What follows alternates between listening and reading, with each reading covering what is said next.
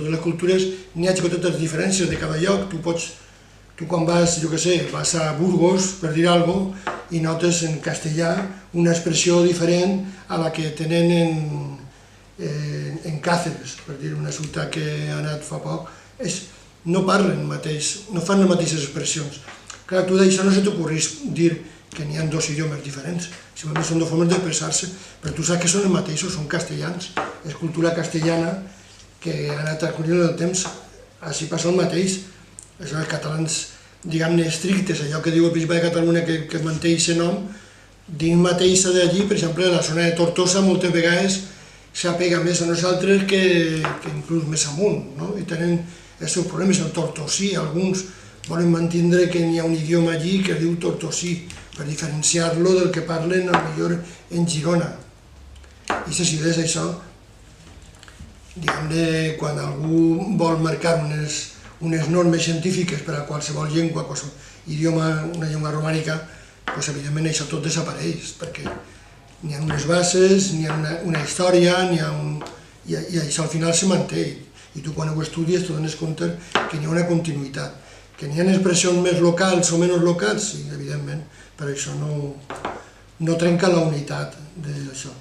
I aleshores és la nostra forma d'expressió. Sempre recordaré, llegint el senyor Josep Pla, per exemple, llegint-lo d'ell, me donava compte que recuperava una forma d'expressió. Perquè encara que ell és d'allí, de Girona i tot això, i ficat tu si és local, clar, el senyor Josep Pla també és un home que era un grandíssim escriptor i és molt universal. I aleshores jo ho sentia com a propi. És que estava considerat escoltant a meus pares o als pares de meus pares, estiguera escoltant-los a d'ells, als meus iaios, que diguem així. Estava escoltant-los, estava sentint-los. Era aquesta forma d'expressió en moltes de les coses. I quan forma d'expressió no me referim només a l'idioma, sinó a la forma de pensar. Com ens unim, com sentim els vincles familiars, els vincles del poble. Més enllà del poble tampoc és que teníem moltes d'això, però molta meva família, per exemple, venia de Bocairent. El nucli de Bocairent sempre era present en casa, sempre, entens? Ontinyent i Alcoi, i algun més de Cocentaina i coses així, però era aquesta la comarca, la zona. No s'anaven més enllà, no tenien... Però clar, tu quan agarres a Josep Pla dius és la mateixa expressió, per dir-ho així, expressió ideològica, de poble, de sentiment, de coses que uno... I això me vaig trobar jo, va ser una cosa que em va copsar, em va arribar molt perquè dic, home... Interessos de voler separar, és a dir, la llengua no pot ser... La llengua respon a una ciència filològica, però és molt més que això.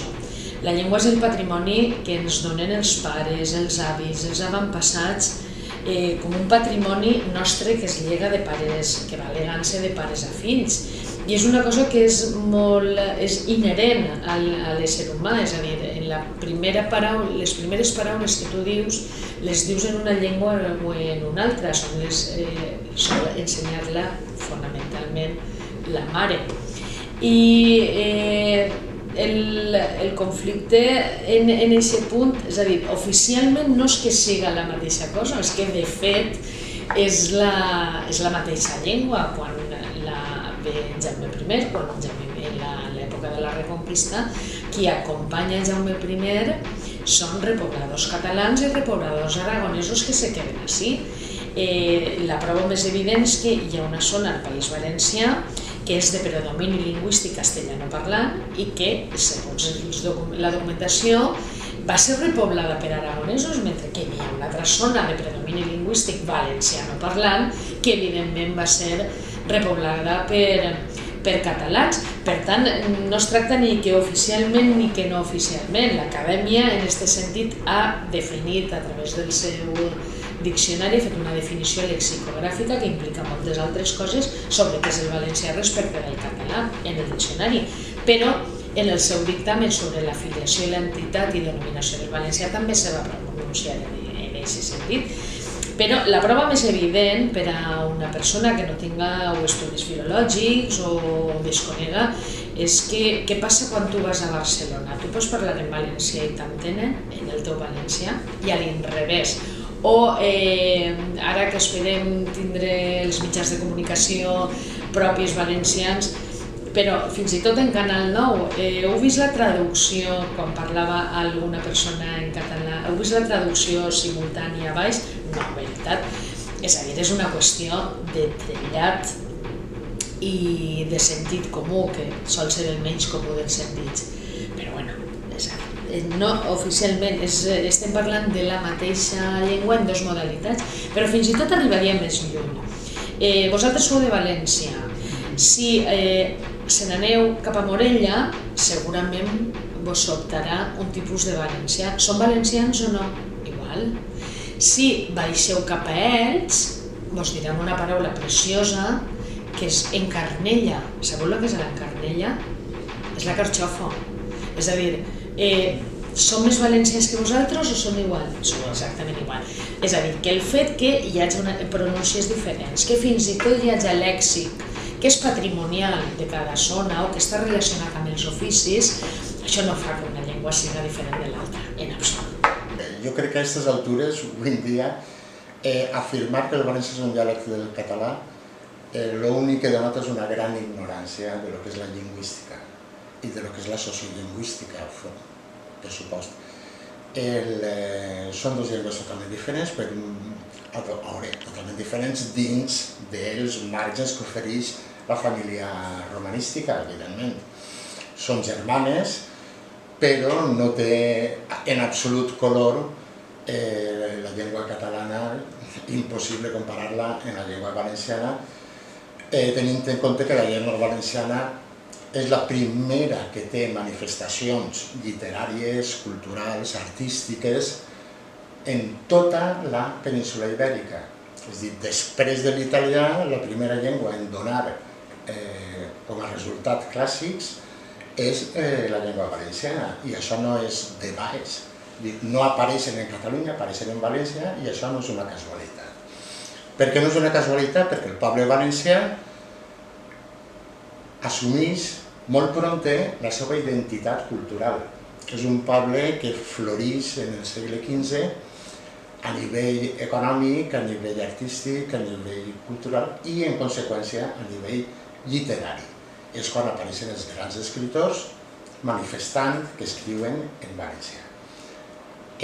La documentació catalana no pot afirmar això, en absolut, en ningú moment.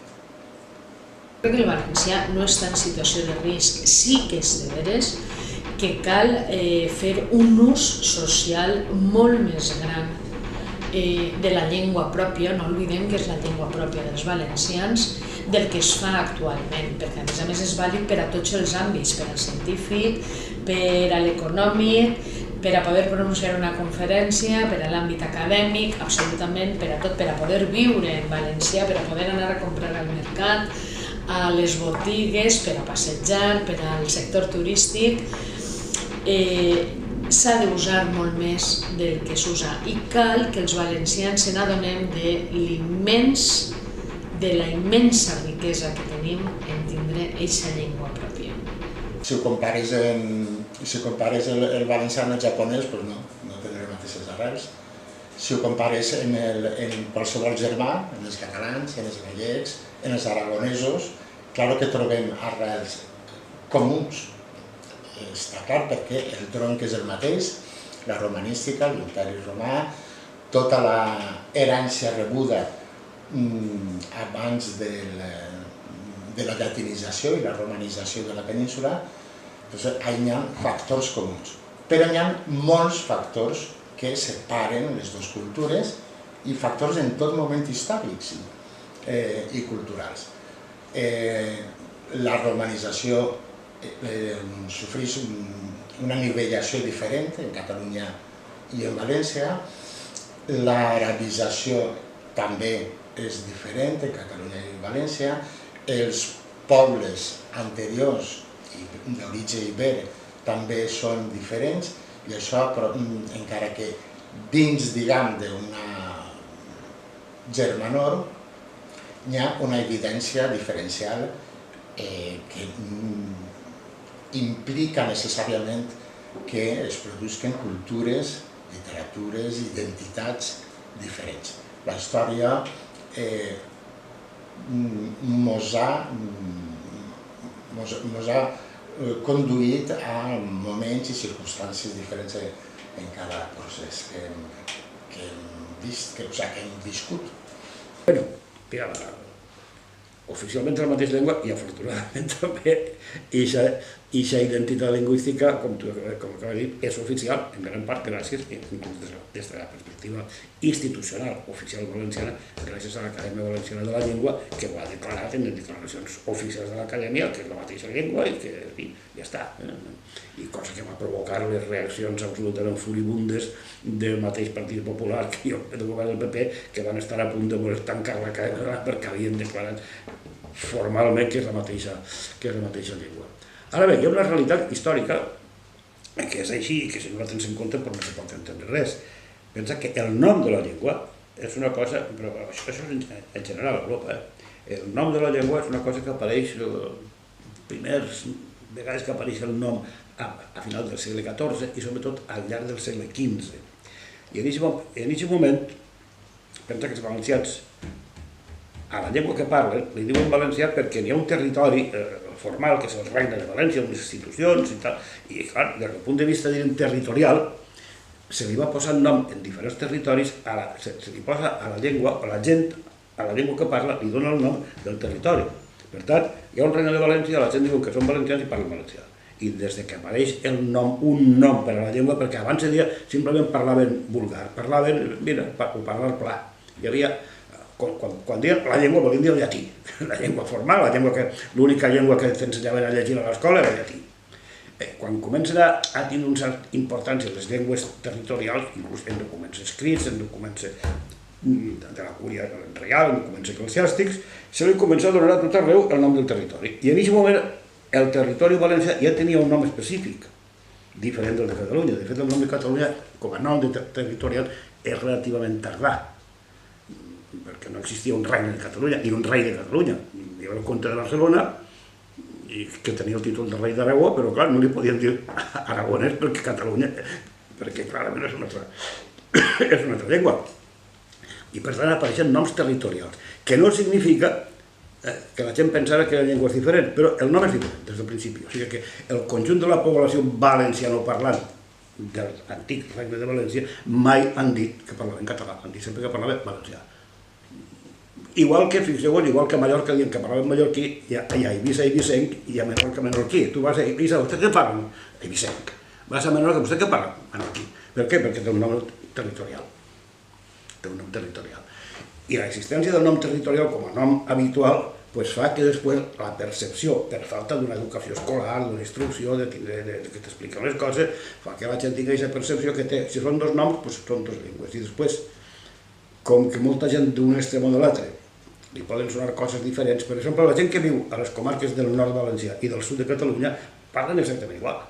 Una persona de Morella o de Vinaròs o de Benicarló i una persona de Tortosa o d'Amposta o de Perediu de l'Ebre parlen exactament igual.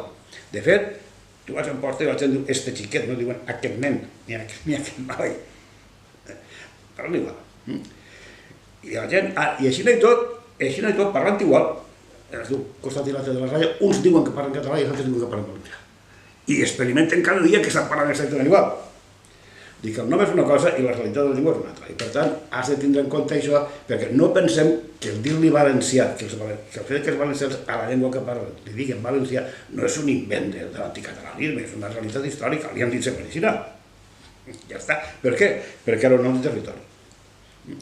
Encara que, fins que se produeix un cert distanciament, quan el català deixa de ser una llengua, diríem, habitual en les corts, entre la noblesa i entre els escriptors i els llibres i com a llengua de lectura, quan deixa de ser habitual, doncs clar, la percepció de que és la mateixa llengua també comença a desaparèixer.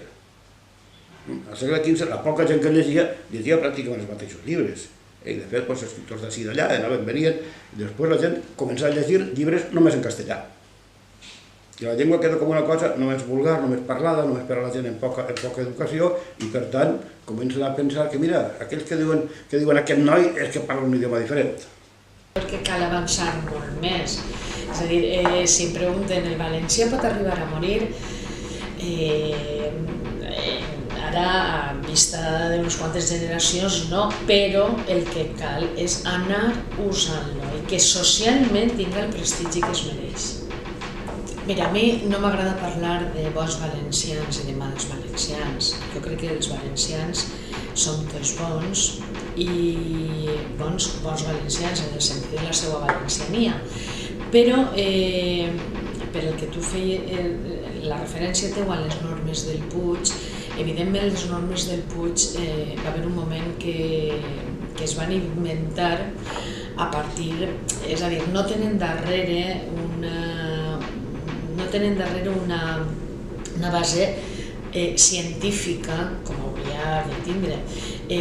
Per què?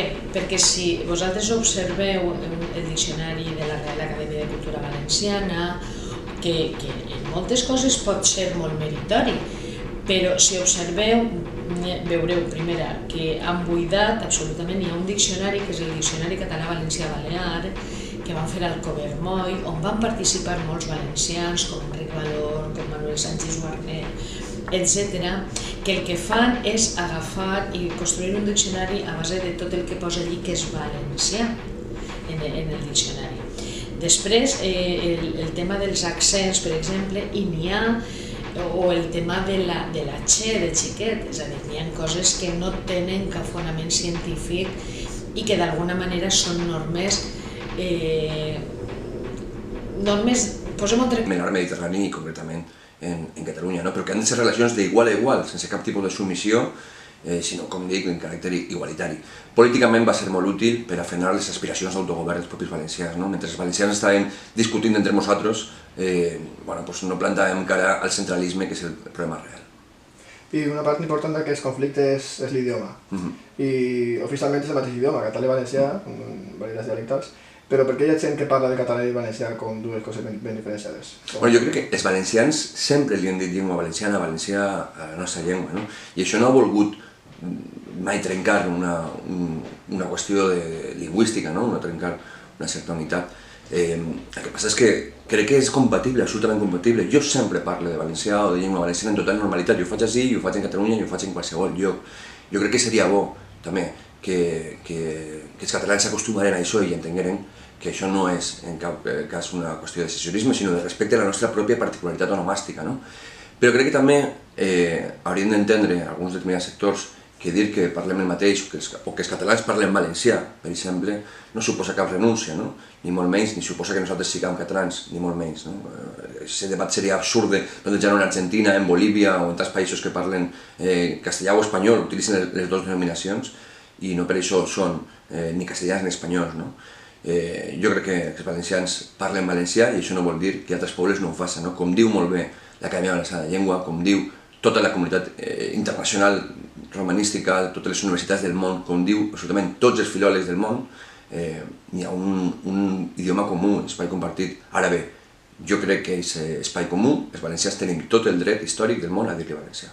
Som valencians defensem una ortografia, que és una ortografia més antiga, que la que ara tenim a l'escola és les normes del Puig, que és una evolució de les normes de Pare Fullana, que són anteriors als treballs de Pompeu Fabra, que és el que va fer l'ortografia en el segle XX, per al català, no era filòleg, era químic, el que va fer l'ortografia catalana era químic, no era filòleg, i ho va fer un poquet perquè sí, perquè l'ortografia és una convenció, no és l'ortografia no és un manament diví de Déu que t'emporta, és una convenció, anem a escriure així, anem a ficar guionets, anem a ficar accents, així o aixana, és una convenció. Els catalans agarraran la de Pompeu Fabra, que era un químic, no era filòleg, era químic, i els valencians agarraran la de Paret Fullana, que sí que era filòleg, Lluís Fullana, i jo escric en normes del Puig, no escric en normes de la BL, escric en normes del Puig de València, una ortografia diferent. I molta gent ho així també. El problema és un problema polític i la solució ha de tindre necessàriament una solució política. I això se sap des que Roma era Roma. Evidentment, els partits han mamat el catalanisme, tots els que formen part dels partits polítics, a través de la universitat, ja he dit que la fàbrica ha sigut molt productiva, i la conseqüència evident, a banda que ahir hem d'afegir també un complex d'inferioritat. Se senten superiors, més protegits, més acovilats, formant part del moviment oficialista que és el catalanisme. Per tant, el que desenvolupen és una política catalanista. Tu agarres els llibres de text i els llibres de text estan en català. Suavitzat en molts aspectes, però estan en català.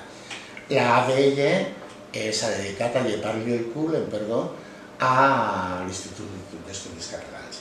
I des de la perspectiva política, des de la Conselleria d'Educació i des d'una institució acadèmica oficial que s'està promovent directament el català.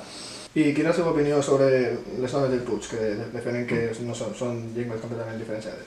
Bueno, doncs és un invent relativament recent, dels anys 78, perquè cal pensar que tota la trajectòria i la història de l'Orlat Benat, de l'Acadèmia de Cultura Valenciana, per exemple, ha estat sempre defensar les normes de 32, que van ser un acord històric entre tots els valencians i valencianes preocupats per la seva llengua, que van establir una normativa que era el que se diu polimorfisme convergent, és a dir, respectant les formes valencianes, i els valencians no tenim per què gastar formes que no són pròpies, respectant les formes no se qüestiona aquesta unitat.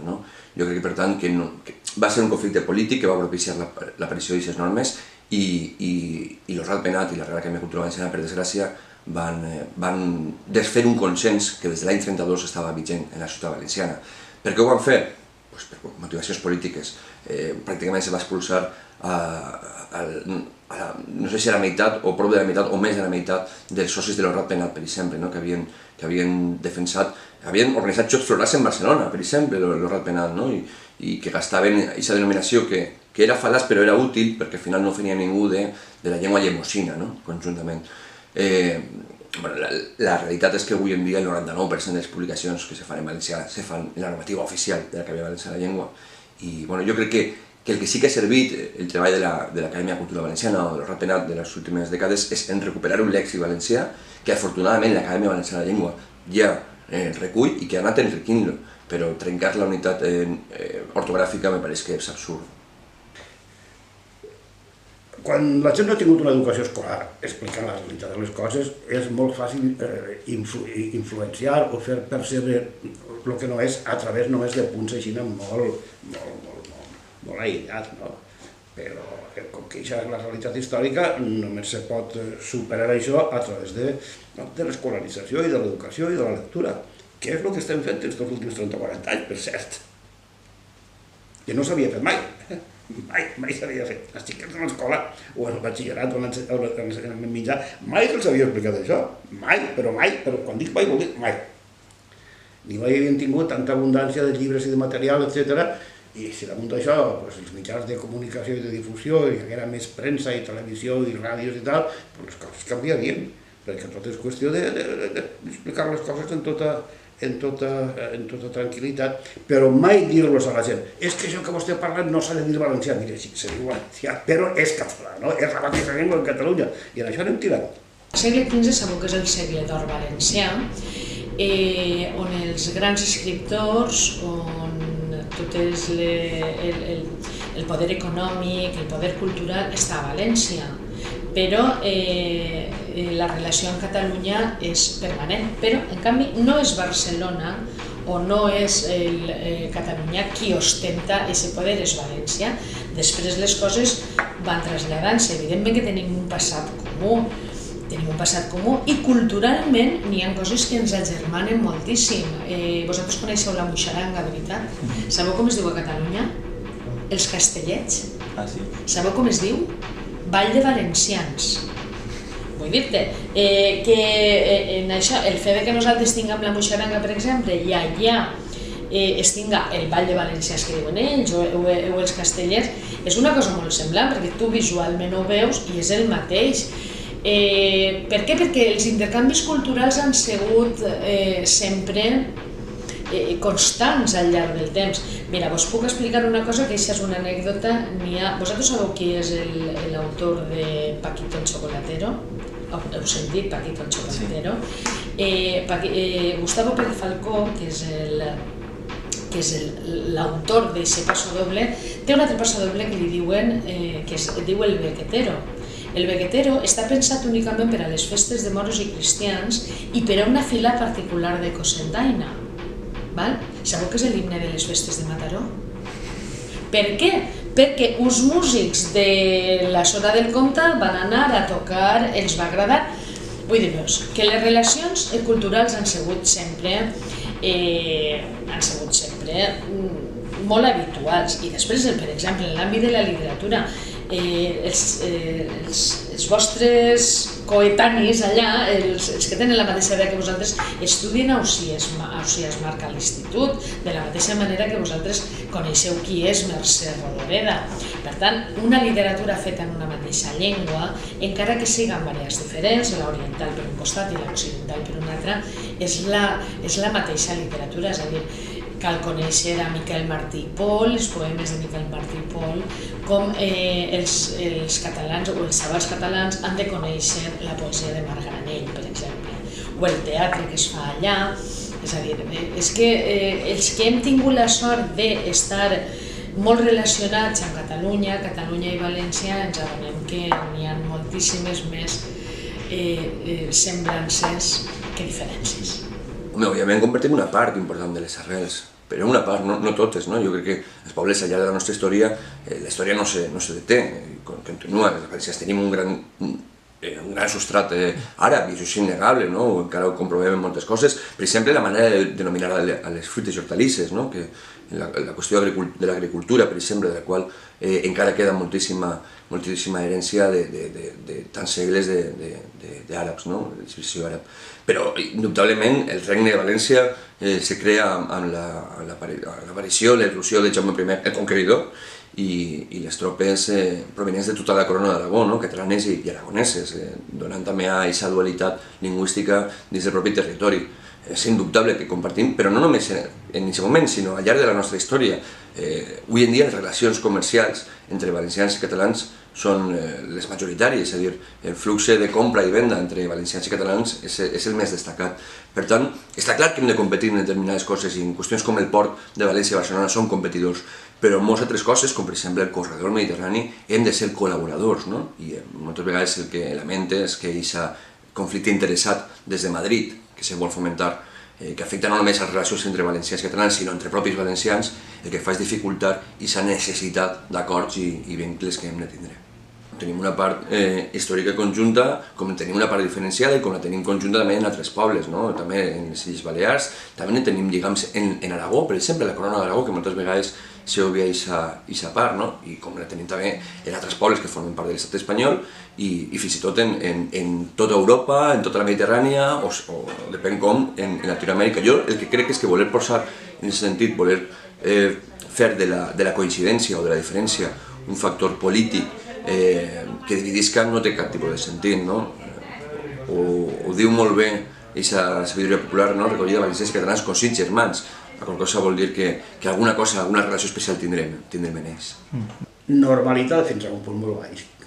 Entenem per normalitat com està la llengua pròpia en altres països, com està el castellà a Castellà, o el francès a França, o l'italià a Itàlia, o l'alemany a Alemanya, o l'anglès a Anglaterra. Tenim això com a situació normal en un estadi, diríem, en un nivell baix, de fer la immensa majoria dels mitjans de difusió, de la premsa, de les televisions que pot veure la gent, de les ràdios, de tota la restauració que veu escrita, de la vida comercial, de la vida econòmica, de la vida de les empreses, de la vida, moltes vegades, associativa, i és en castellà. I la pressió del castellà és immensa i és contínua. I davant d'això la realitat de la llengua pròpia, el que hauria de ser la llengua nacional del país, la llengua històrica, està en una situació terrible d'inferioritat. D'inferioritat històrica, perquè portem així segles, i d'inferioritat, diríem, social, en el sentit que també una gran part de la societat valenciana ha perdut aquest sentit d'identitat, llengua, país, idea de llengua nacional. I per tant, al perdre això, i quan han anat durant generacions ficant en el cap que la llengua important, la que funciona, la que serveix i la que la llengua nacional és la llengua espanyola, castellana, és molt fàcil deixar-se influir per això i, per exemple, tallar una cosa fonamental que és la transmissió generacional, la transmissió de la llengua de pares a fills. Molta gent de la meva generació i alguns que han vingut darrere hem aconseguit recuperar inclús quan a casa ens han parlat castellà, després utilitzar nosaltres la llengua, utilitzar el valencià com a llengua ja personal, de relació amb els amics i amb els fills i tal, però és minoria. Manté una vivacitat i una capacitat creativa de la llengua, sobretot en totes les dimensions culturals, impressionant, que fa 50 o 60 anys no ho teníem, a partir fins als anys 60 pràcticament no hi havia producció, diríem, a nivell de llengua culta en la llengua del país, valencià, en català, no hi havia. Els que publicaven o feien investigació en història o en sociologia o en economia o en el que tu vulguis, en castellà. Ara una grandíssima part, jo diria que majoritari i de molta qualitat de lo que és la cultura escrita, se fa en valencià. I se fa, a més, en relació contínua en Catalunya, perquè ahir tens llibreries, els autors d'ací venen allà, els autors d'allà editen ací, editem allà, i hi ha un intercanvi continu. La Universitat de València publica moltíssims textos, manuals, etc. de tot, des d'informàtica fins a biologia, en català, a la Universitat de València. I revistes d'alta qualitat, d'alta divulgació científica i literària i de tot. I clar, aquest gruix de producció cultural l'hem aconseguit refer d'una manera molt sòlida. Ara bé, fins a quin punt arriba això a la gent? Això és una qüestió. Mentre no tens mitjans és molt difícil. O sigui, apenas una minoria, però una minoria mínima ridícula de població valenciana, de qui és català, apenas una minoria. No és que Catalunya sigui la majoria, però són el 25%, així són el 2 o el 3%. Tu publiques un llibre i dius, qui m'ha llegirà? I això, si no tens instruments de poder i instruments de difusió, és molt difícil. Hem mantingut aquesta potència creativa, però és molt difícil canviar la situació, diríem, sociològica de la llengua.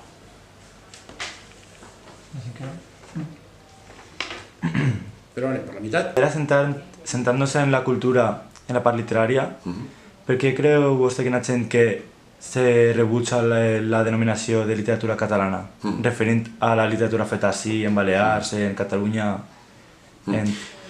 Home, per una qüestió de particularitat onomàstica, no? Jo el que crec que, en aquest sentit, sempre m'he posicionat de la mateixa manera. Crec que no hauria de ser conflictiu, però comprenc que moltes vegades, per la utilització política d'aquest terme que s'ha fet, genera controvèrsia i se li vol donar la volta, no? Si dir que nosaltres parlem català vol dir que som catalans, jo vaig a dir que no parla català perquè si no, no sé català, que és la reacció que ha tingut determinats sectors de la ciutat valenciana, no? Jo crec que és absurd fer aquesta dicotomia, no?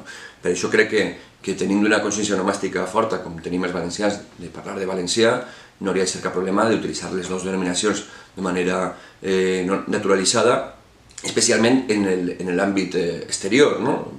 Per exemple, en la Constitució Europea vull recordar que la versió que se va difondre va ser la versió en estàndard valencià, no? Jo crec que com més forts siguem els valencians també en l'ús de la nostra llengua i la normalització de la nostra llengua, més pes tindrem també dins d'aquest sistema lingüístic per a defensar les nostres particularitats i el nostre propi nom, no?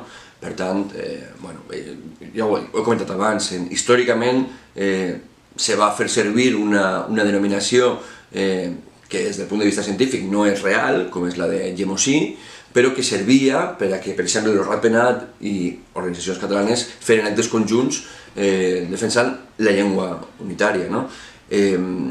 Al llarg de la història hi ha hagut alguns altres intents per buscar una denominació neutra, com aquella de Bacaba, que va proposar el valencianista Nicolau Primitiu, que era agarrar valencià, català i balear i fer una denominació unitària. Però jo crec que per damunt de les qüestions de noms el que hem de tindre tots clar és aquest esperit compartit que hi ha des d'una evidència científica, però sobretot també el respecte a la identitat pròpia dels pobles, no? Que per a mi és molt absurd que es parli tal, soc tal, no? Perquè avui en dia, i més encara en una ciutat plurilingüe i pluricultural com són les nostres, no? Són societats complexes, són societats diverses, i per tant és absurd voler fer una identitat política d'una llengua, no? Crec que la llengua és un aspecte molt important cultural per a un poble, però no és l'únic, no? I que per tant no se pot repartir carnets identitaris només en funció d'això.